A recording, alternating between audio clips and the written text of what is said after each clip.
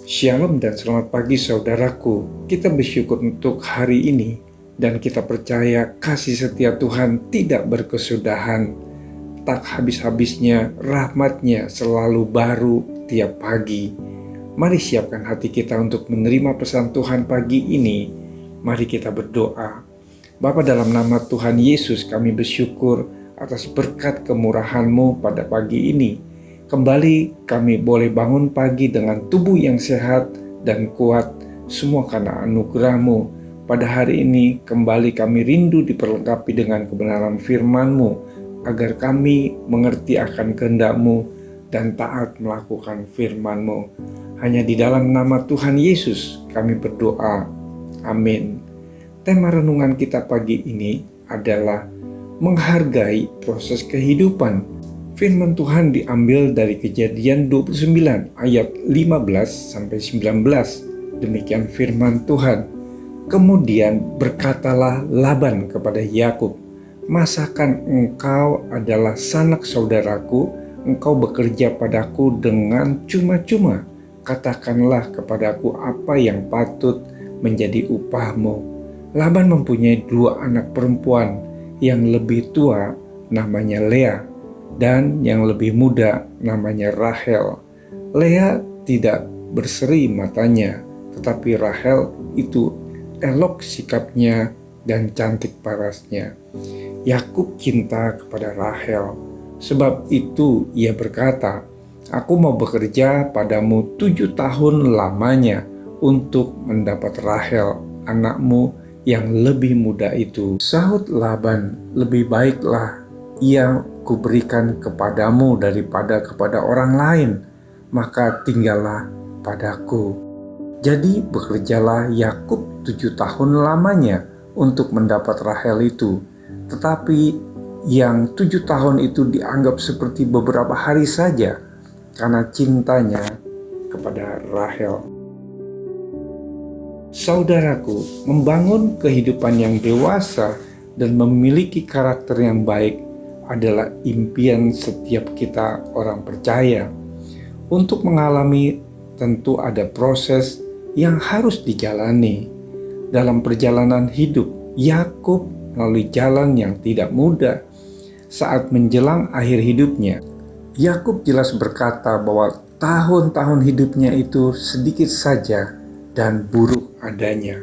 Sosok Yakub yang lekat dengan kisah penipuannya mengalami banyak sekali tragedi. Sejak muda ia menjadi pelarian dan terpisah dari keluarga. 20 tahun lamanya ia diperdaya oleh mertuanya. Rahel, istri yang ia kasihi, meninggal di perjalanan.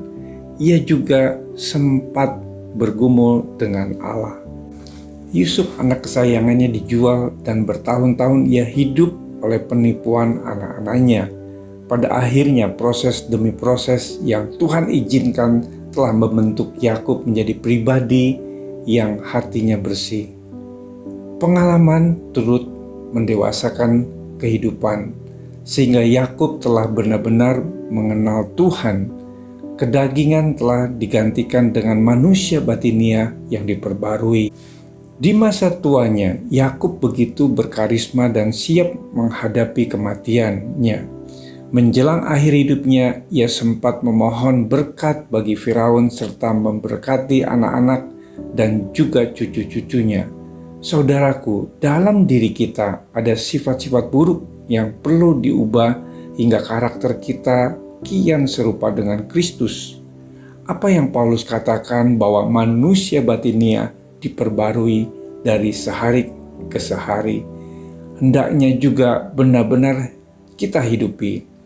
Mungkin proses itu adalah kesulitan, penderitaan, atau luka-luka kehidupan yang begitu menyakitkan kita.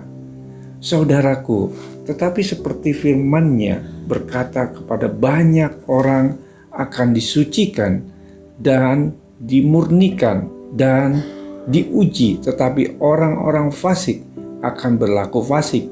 Tidak seorang pun dari orang fasik itu akan memahaminya, tetapi orang-orang bijaksana akan memahaminya.